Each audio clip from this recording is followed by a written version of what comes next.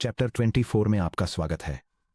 Chapter 23 में हमने under the hood वार्प्स divergence और एग्जीक्यूशन शेड्यूलिंग के साथ क्वालिटी टाइम स्पेंड किया था। आपने देखा कि कैसे 32 थ्रेड्स लॉक स्टेप में मूव करते हैं और प्रिसाइज सिंक्रोनाइजेशन में इंस्ट्रक्शंस को एग्जीक्यूट करते हैं।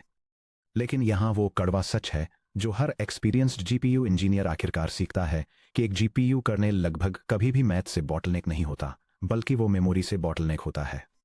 Modern GPU floating point monsters हैं। एक Nvidia H100 GPU her second hundreds of teraflops of math compute कर सकता है। हालांकि वे सभी थाउजेंड्स ऑफ कूड़ा कोर्स बेकार हैं अगर वे खाली बैठे हैं और डेटा के लिए तरस रहे हैं। जैसा कि हमने चैप्टर 22.5 में डिस्कवर किया था, ग्लोबल मेमोरी यानी वीरैम से डेटा फेच करना एक एक्सपेंसिव ऑपरेशन है जिसमें 400 से लेकर 800 क्लॉक साइकिल्स तक की लेटेंसी लग सकती है। अगर आपके वार्प का हर एक सिंगल थ्रेड ग्लोबल मेमोरी में पूरी तरह से आर्बिट्रेरी लोकेशंस से 4 बाइट्स ग्रैब करने के लिए रैंडमली पहुंचता है, तो आपका हाई परफॉर्मेंस जीपीयू एक रेंगते हुए कछुए में बदल जाता है। लेकिन अगर वही 32 थ्रेड्स अपने मेमोरी एक्सेस पैटर्न्स को इस तरह कोऑर्डिनेट करते हैं कि उनके रिक्वेस्टेड बाइट्स फिजिकल मेमोरी में एक साथ यानी साइड बाय साइड हों, तो जीपीयू का हार्डवेयर मेमोरी सबसिस्टम एक शानदार ट्रिक परफॉर्म करता है जिसे मेमोरी कोआलेसिंग कहते हैं। इस सेक्शन में हम मेमोरी कंट्रोलर्स, कैशे लाइन ग्रेन्युलरिटीज और हार्डवेयर ट्रांजैक्शन कोआलेसिंग के लो लेवल मैकेनिक्स में डाइव करने जा रहे हैं। एक कप कॉफी लीजिए, अपना टेक्स्ट एडिटर चालू करिए और चलिए एक्सप्लोर करते हैं कि अपने जीपीयू को मैक्सिमम बैंडविड्थ पर कैसे फीड किया जाए। Section break, the hardware perspective. GPU memory controllers कैसे सोचते हैं। लाइटनिंग फास्ट कूड़ा कोड लिखने के लिए आपको एक सिंपल फॉर लूप लिखने वाले C++ सॉफ्टवेयर डेवलपर की तरह सोचना बंद करना होगा और एक low level hardware memory controller engineer की तरह सोचना शुरू करना होगा। जब 32 थ्रेड्स का एक वार्प एक सिंगल मेमोरी इंस्ट्रक्शन एग्जीक्यूट करता है, जैसे कि ग्लोबल मेमोरी से एक 4 बाइट फ्लोट लोड करना, तो जीपीयू फिजिकल मेमोरी बस पर 32 इंडिपेंडेंट मेमोरी रिक्वेस्ट्स इशू नहीं करता है। ऐसा करने से बस इंटरफेस ओवरवेल्म हो जाएगा और सिस्टम थ्रूपुट क्रिपल हो जाएगा, जैसा कि आपको चैप्टर 16.4 की बैंडविड्थ डिस्कशन से याद होगा। इसके बजाय एग्जीक्यूशन स्ट्रीमिंग मल्टीप्रोसेसर पर लोड या स्टोर यूनिट्स LAS के जरिए फ्लो होता है। यह डायग्राम जीपीयू मेमोरी कोऑलेसिंग के हार्डवेयर प्रोसेस को इलस्ट्रेट करता है। यह दिखाता है कि कैसे एक वार्प में 32 threads consecutive memory addresses request करते हैं जिन्हें लोड और स्टोर यूनिट्स द्वारा कलेक्ट किया जाता है। इसके बाद मेमोरी कोऑलेसिंग हार्डवेयर जरूरी फिजिकल कैश लाइंस के मिनिमम नंबर को कैलकुलेट करता है, जिससे मेमोरी सबसिस्टम बस के जरिए एक सिंगल कंसोलिडेटेड ट्रांजैक्शन इश्यू कर पाता है। कैश लाइंस और 32 byte sectors modern Nvidia architectures Volta से लेकर एम्पियर, एडा लवलेस और हॉपर तक अपने L1 या L2 कैश और ग्लोबल मेमोरी हायरार्की को 128 बाइट कैश लाइंस के अराउंड स्ट्रक्चर करते हैं। हर 128 byte cache line 432 byte sectors में डिवाइडेड होती है। जब कोई वार्प ग्लोबल मेमोरी डेटा की रिक्वेस्ट करता है, तो हार्डवेयर कोलेसिंग यूनिट वार्प में एक्टिव थ्रेड्स द्वारा रिक्वेस्ट किए गए सभी 32 एड्रेसेस को इंस्पेक्ट करती है। ये एक फंडामेंटल क्वेश्चन पूछती है, हर एक सिंगल थ्रेड की डेटा रिक्वेस्ट को सेटिस्फाई करने के लिए फिजिकल 32 बाइट मेमोरी सेक्टर्स का एब्सोल्यूटली सबसे छोटा नंबर क्या है। बेस्ट केस सिनेरियो, अगर सभी 32 थ्रेड्स एक 128 बाइट अलाइंड मेमोरी बाउंड्री से स्टार्ट होने में वाले कंटिगुअस 4 बाइट फ्लोट्स मांगते हैं, तो सभी 128 bytes neatly 4 contiguous 32 byte sectors यानी एक सिंगल 128 बाइट कैश लाइन में फॉल करते हैं। मेमोरी कंट्रोलर पूरे वार्प को one single unified memory transaction के साथ सर्विस करता है। वर्स्ट केस सिनेरियो, अगर सभी 32 थ्रेड्स वीरैम पर रैंडमली स्कैटर्ड एड्रेसेस मांगते हैं जो 32 कंप्लीटली डिफरेंट कैश लाइंस में लैंड करते हैं, तो हार्डवेयर को 32 सेपरेट मेमोरी ट्रांजैक्शन इशू करने होंगे। यह बिल्कुल उतने ही यूजफुल डेटा के लिए हार्डवेयर ट्रांजैक्शन ओवरहेड में 32 टाइम्स का डिफरेंस है। Section break, fully coalesced access, the gold standard. चलिए परफेक्ट कोलेसिंग के मैथमेटिकल मैकेनिक्स को ब्रेक डाउन करते हैं। मान लीजिए हमारे पास standard single precision floating point numbers यानी फ्लोट का एक एरे है जो 4 बाइट्स वाइड है और ग्लोबल वीरैम में स्टोर्ड है। ये पैरेलल कंप्यूटिंग कर्नल डेमोन्स्ट्रेट करता है कि ग्राफिक्स प्रोसेसिंग यूनिट पर एक एफिशिएंट मेमोरी कॉपी ऑपरेशन कैसे परफॉर्म करना है। ये हर थ्रेड के लिए एक यूनिक इंडेक्स कैलकुलेट करता है ताकि डेटा को वन एरे से दूसरे में कंटिगुअस मैनर में कॉपी किया जा सके, जिससे मेमोरी बैंडविड्थ मैक्सिमाइज होती है। चलिए एग्जामिन करते हैं कि एक सिंगल वार्प के अंदर क्या होता है जहां थ्रेड ID x.x0 से 31 तक रेंज करता है। मान लीजिए कि इनपुट मेमोरी एड्रेस 0x1000 को पॉइंट करता है, ब्रैकेट ओपन, जो 128 से डिविजिबल है, कॉमा, जिससे ये 128 बाइट अलाइंड हो जाता है, ब्रैकेट क्लोज कोलन। यह टेबल थ्रेड लेन्स की मेमोरी सेक्टर्स और वर्चुअल एड्रेसेस की मैपिंग को दिखाती है। थ्रेड लेन 0 के लिए, जो इनपुट इंडेक्स 0 को एक्सेस करती है, कैलकुलेट वर्चुअल एड्रेस हेक्स 1000 है, जो हेक्स 1000 से हेक्स 1003 के एड्रेस रेंज में फैला हुआ है और यह सेक्टर 0 में आता है। इसी तरह लेन 1 हेक्स 1004 पर इनपुट इंडेक्स 1 को एक्सेस करती है और लेन 7 हेक्स 101C पर इनपुट इंडेक्स 7 को एक्सेस करती है, और ये दोनों ही सेक्टर 0 के एड्रेस रेंज के अंदर रहते हैं। जैसे ही हम लेन 8 पर जाते हैं, ये हेक्स 1020 पर इनपुट इंडेक्स 8 को एक्सेस करती है, जो सेक्टर 1 से मैप होता है। लेन 16 हेक्स 1040 पर इनपुट इंडेक्स 16 को एक्सेस करती है, जो सेक्टर 2 से मैप होता है। फाइनली लेन्स 24 और 31 इनपुट इंडिसेस 24 और 31 को एक्सेस करती हैं, जो रिस्पेक्टिवली हेक्स 1060 और हेक्स 107C से मैप होते हैं, और ये दोनों ही सेक्टर 3 के अंदर आते हैं। Hash hash hash calculating memory bus efficiency. चलिए अपना एफिशिएंसी मीट्रिक कैलकुलेट करते हैं। Colon requested data equal to 32 threads times 4 bytes per thread equal to 128 bytes. Fetch data from DRAM/cache equal to 4 sectors times 32 bytes per sector equal to 128 bytes. Bus efficiency equal to requested data divided by fetch data equal to 128 bytes divided by 128 bytes equal to 100%.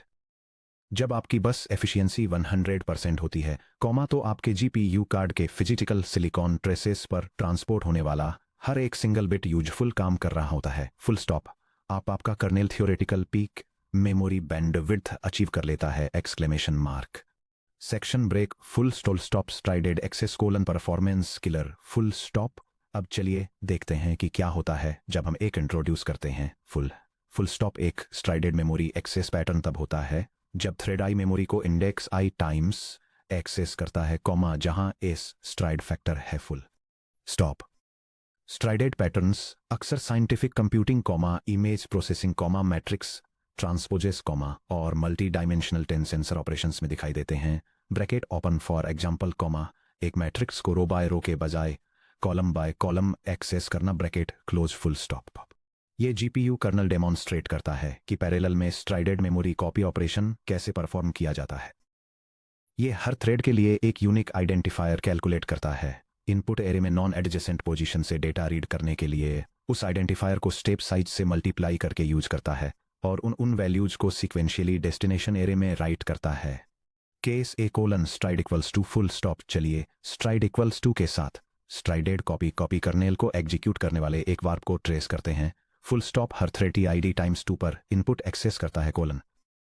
Lane 0 input 0 read करता है, comma, जो address 0x1000, comma, bytes 0x100020 0x1003 तक ले जाता है। Full stop. Lane 1 input 2 read करता है, comma, जो address 0x1008, comma, bytes 0x1080x10 0 भी तक ले जाता है। Full stop. Lane 2 input 4 read करता है, कॉमा, जो address 0x1010, comma, bytes 0x1010 10x1013 तक ले जाता है। Full stop. इसी तरह फुल स्टॉप। लेन 15 इनपुट 30 रीड करता है, कॉमा, जो address 0x1078, comma, bytes 0x1078 0x1007 भी तक ले जाता है। Full stop. Lane 16 input 32 read करता है, कॉमा, जो address 0x080, comma, bytes 0x1080 0x1083 तक ले जाता है। Full stop. और इसी तरह full stop. Lane 1 input 62 read करता है, कॉमा, जो address 0x10f8, comma, bytes 0x10f82 0x10f भी तक ले जाता है। Full stop.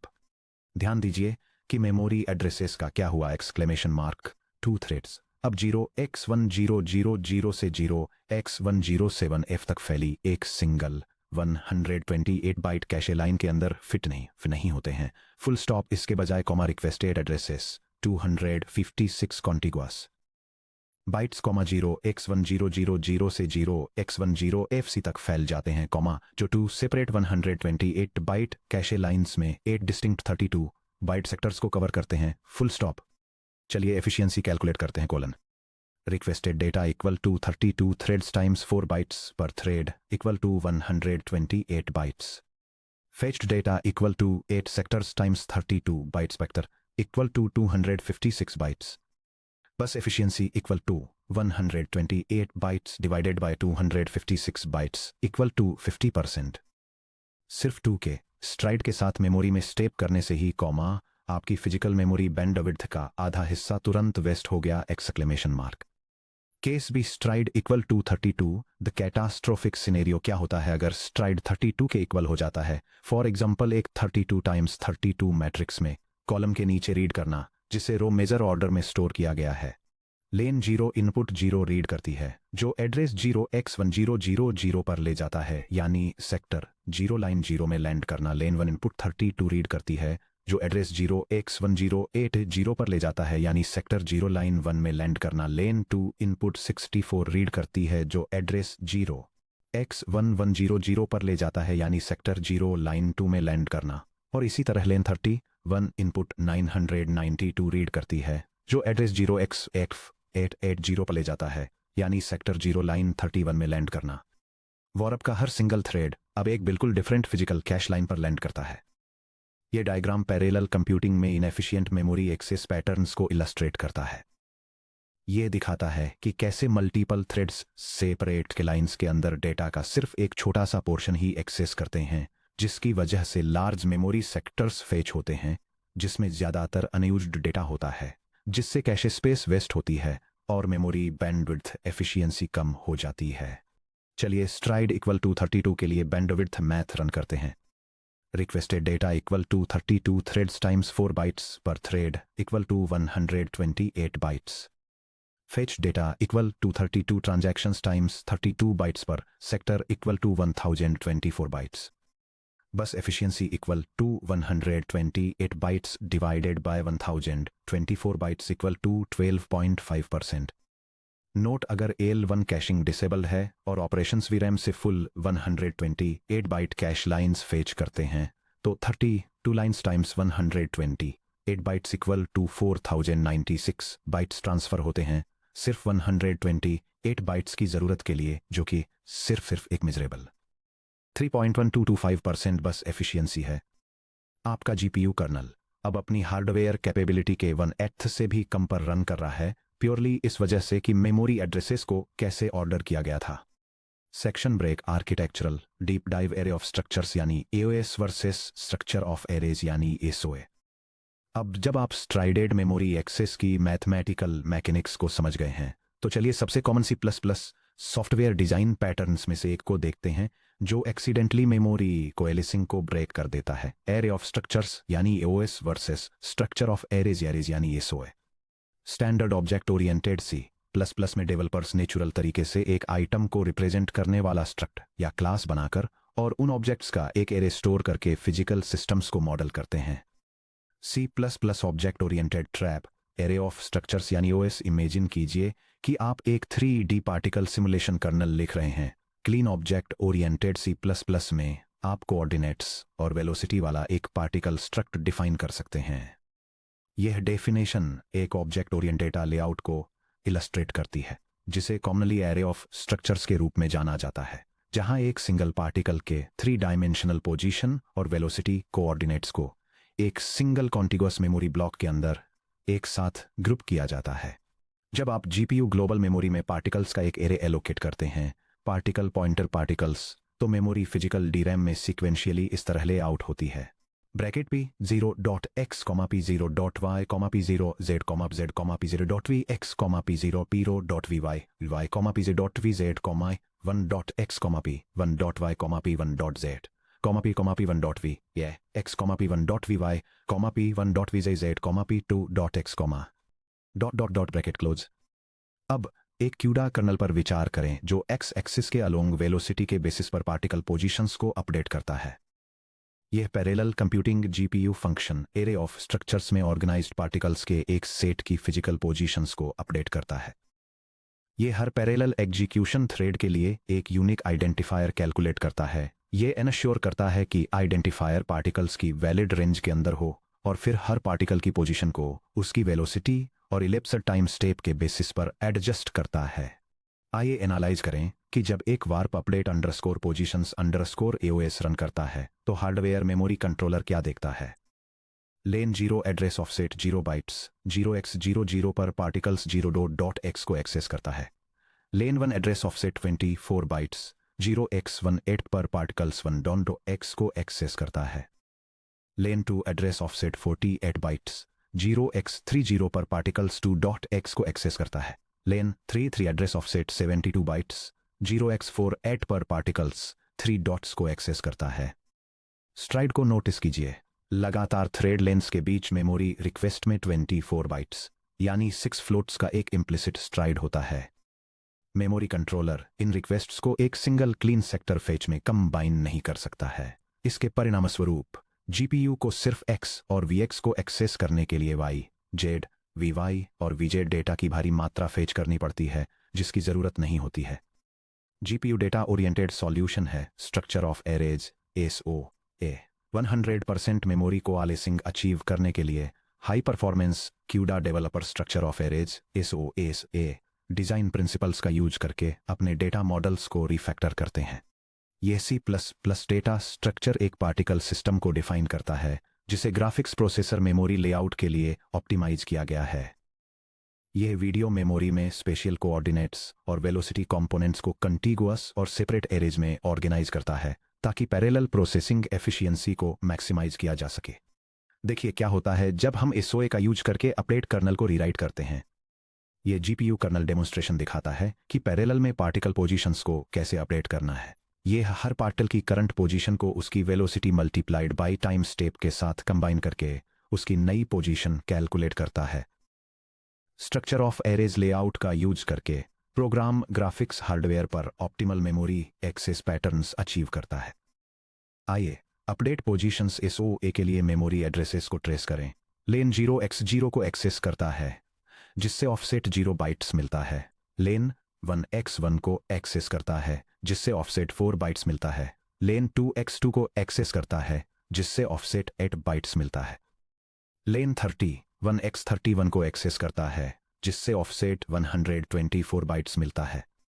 Vx से हर लोड और x पर हर स्टोर 100% कोआलेस्ड है। जीपीयू पूरे वार्प के लिए बिल्कुल 432 बाइट सेक्टर ट्रांसफर्स इश्यू करता है। Section break complete C++ benchmark coalesced worst versus strided versus SOA access. चलिए एक कंप्लीट रनेबल C++ या कूडा बेंचमार्क प्रोग्राम लिखते हैं जो कोआलेस्ड एक्सेस स्ट्राइडेड एक्सेस और AOS versus SOA data structures के बीच थ्रूपुट डिफरेंसेस को सीधे मेजर करे। कोआलेसिंग अंडरस्कोर benchmark.cu नाम की एक फाइल क्रिएट करें। यह C++ और क्यूडा प्रोग्राम अलग अलग डेटा लेआउट और एक्सेस स्ट्रेटेजीज को कंपेयर करके graphics processing unit memory performance को बेंचमार्क करता है। यह सीक्वेंशियल मेमोरी एक्सेस और स्ट्राइडेड मेमोरी एक्सेस के बीच एग्जीक्यूशन टाइम और बैंडविड्थ डिफरेंसेस को इवैल्यूएट करता है। यह डेटा को एरे ऑफ स्ट्रक्चर्स के बजाय स्ट्रक्चर ऑफ एरेज के रूप में ऑर्गेनाइज करने के परफॉर्मेंस को भी कॉन्ट्रास्ट करता है। यह प्रोग्राम डिवाइस पर मेमोरी एलोकेट करता है, हर सिनेरियो के लिए पैरेलल कंप्यूटिंग कर्नल्स रन करता है, हार्डवेयर इवेंट्स का यूज करके एग्जीक्यूशन टाइम्स को मेजर करता है और थ्रूपुट और स्पीड अप फैक्टर्स का एक कंपैरेटिव एनालिसिस आउटपुट करता है। कंपाइलिंग और रनिंग NVCC का यूज करके ऑप्टिमाइजेशन के साथ कोड को कंपाइल करें। यह कमांड नेटिव जीपीयू आर्किटेक्चर के लिए हाई लेवल ऑप्टिमाइजेशन के साथ एनवीडिया कंपाइलर का यूज करके मेमोरी कोआलेसिंग बेंचमार्क के लिए एक CUDA सोर्स फाइल को कंपाइल करता है और फिर कंपाइल्ड बाइनरी को एग्जीक्यूट करता है।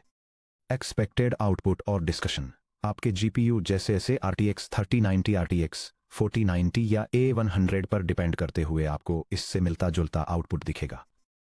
ये बेंचमार्क क्यूडा का यूज करके जीपीयू प्रोग्रामिंग में डिफरेंट मेमोरी एक्सेस पैटर्न्स को कंपेयर करता है।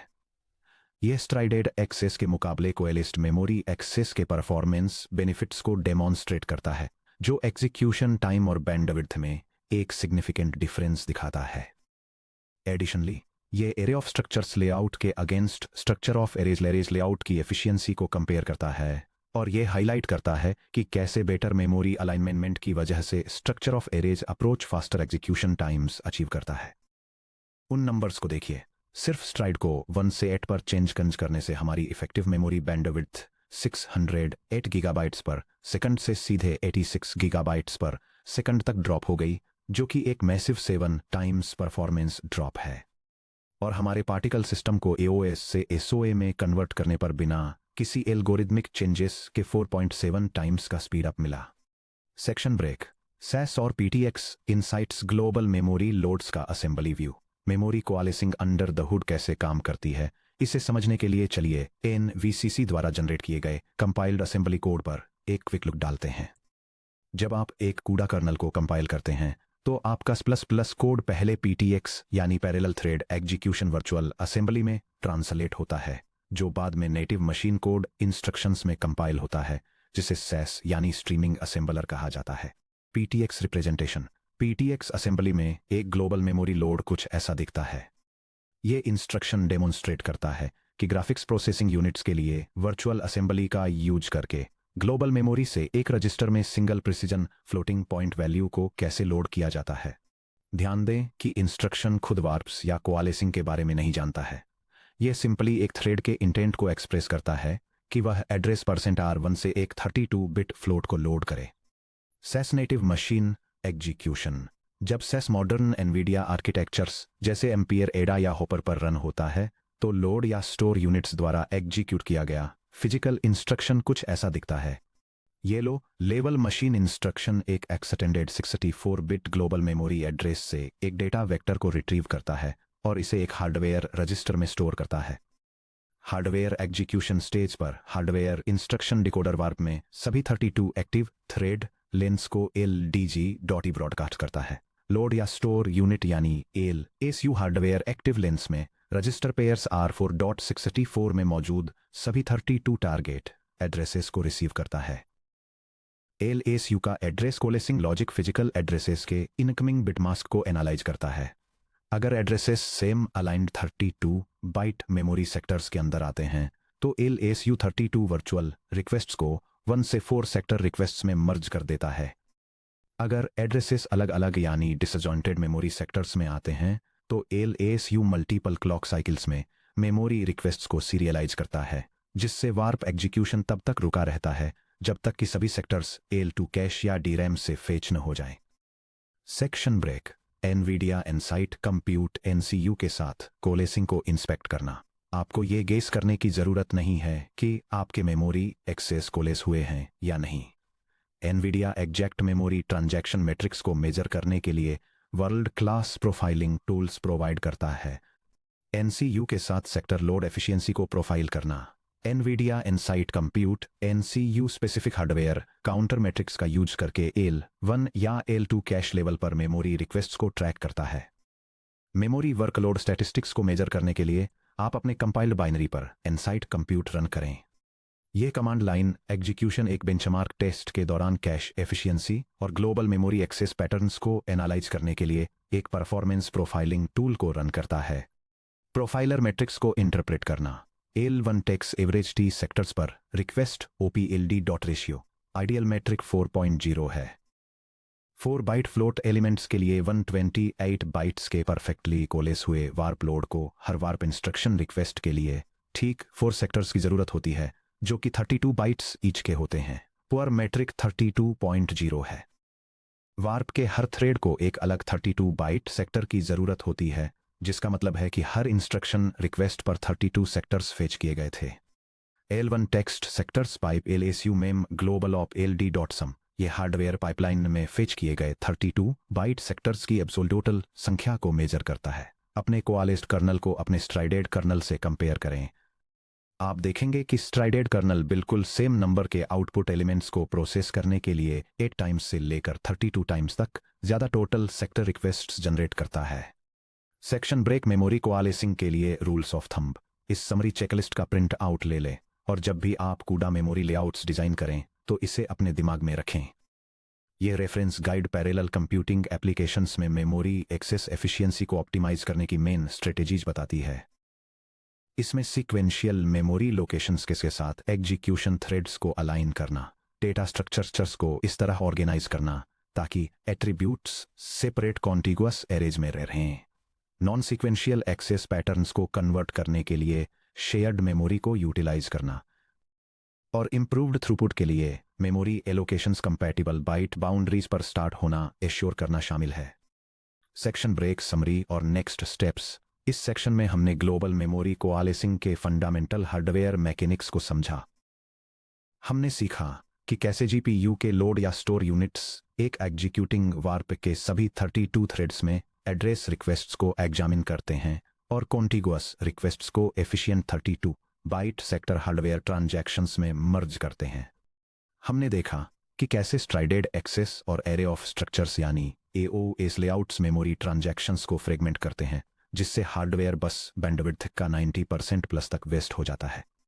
अब जब आप प्रॉपरली अलाइन्ड मेमोरी एक्सेस को कोआलेस करने की पावर को समझ गए हैं तो एक क्रिटिकल सवाल बचता है कि क्या होता है जब हमारे memory pointers cache line boundaries से अलाइन नहीं होते हैं। क्या होता है जब बाइट ऑफसेट्स हमारे एक्सेस को अलाइनमेंट से बाहर शिफ्ट कर देते हैं। पेज पलटिए और चलिए एक्सप्लोर करते हैं 24.2 अनअलाइन्ड मेमोरी एक्सेस कॉसेस डायग्नोस्टिक्स और बैंडविड्थ पेनल्टीज।